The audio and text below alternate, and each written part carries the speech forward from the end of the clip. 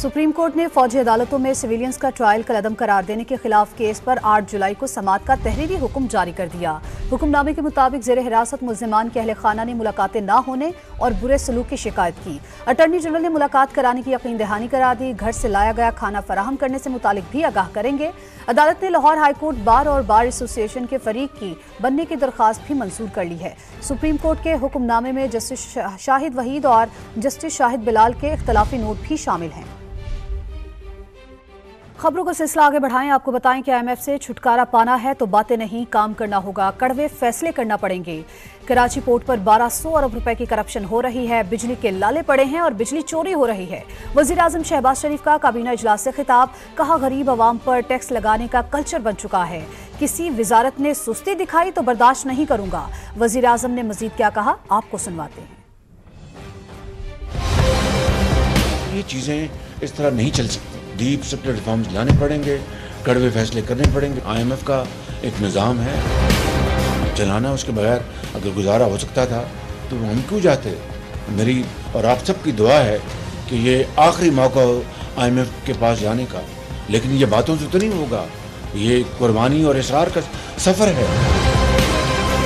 अब time is running fast and we are racing against time, तो इसलिए you will have to accept this challenge and deliver. किसी वजारत ने किसी ज़रा भी तसाहुल से काम लिया और डिलेइंग टेक्टिक्स इख्तियार किए तो I will not tolerate that. Please make no mistake about it. For the sake of just to protect an entity for perks and privileges, this was thing of the past, not today. It will not happen. It will not happen and it must not happen. I'm telling you very frankly.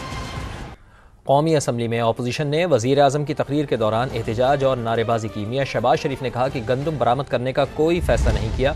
PTI दौर में गंदम और चीनी पहले बरामद और फिर दरामद हुई। अरबों खरबों रुपए कहाँ गए कुछ पता नहीं। ख्वाजा आसिफ भी अपोजिशन पर खूब बरसे। नैयर अली की रिपोर्ट। असम्बली में वजीर आजम ने तकरीर शुरू की तो अपोजिशन फिर से एहतजाज पर उतर आई, नारेबाजी भी की। वजीर आजम शहबाज शरीफ ने बताया कि गंदम बैरून मुल्क भिजवाने का कोई फैसला नहीं हुआ। अलबत्ता PTI दौर में गंदम और चीनी स्कैंडल से मुल्की खजाने को पहुँचने वाला नुकसान तारीख का हिस्सा है। गंदम की एक्सपोर्ट का कोई फैसला नहीं हुआ। इनके जमाने में गंदम एक्सपोर्ट हुई, शुगर एक्सपोर्ट हुई और फिर गंदम इंपोर्ट हुई और शुगर इंपोर्ट हुई और अरबों खरबों कहाँ गए वो तारीख का हिस्सा। ऐवान ने स्टेट ओन एंटरप्राइजेज एक्ट तरमीमी बिल कसरत राय से मंजूर कर लिया। अपोजिशन लीडर उमर अयूब का एहतजाज, कहा कि कायमा कमेटी इजलास में 7 तरमीम लाई गयी। पता नहीं IMF ने उन पर कौन सी बंदूक तान रखी है कि हुकूमत ने एक रुकन को भी तरमीम नहीं दिखाई। हम कैद थे, असद कैसर साहब ने एक दफा भी प्रोडक्शन ऑर्डर नहीं दिया। और रात याद करें जब यहाँ पे वोट ऑफ नो कॉन्फिडेंस हो रहा था, आधे घंटे के अंदर 52 बिल्स जो है इन्होंने पास करवाए। इससे बड़ी तौहीन इस ऐवान की कभी तारीख में नहीं हुई। को खुदा का खौफ करो, कोई शर्म करो, कोई यहाँ करो।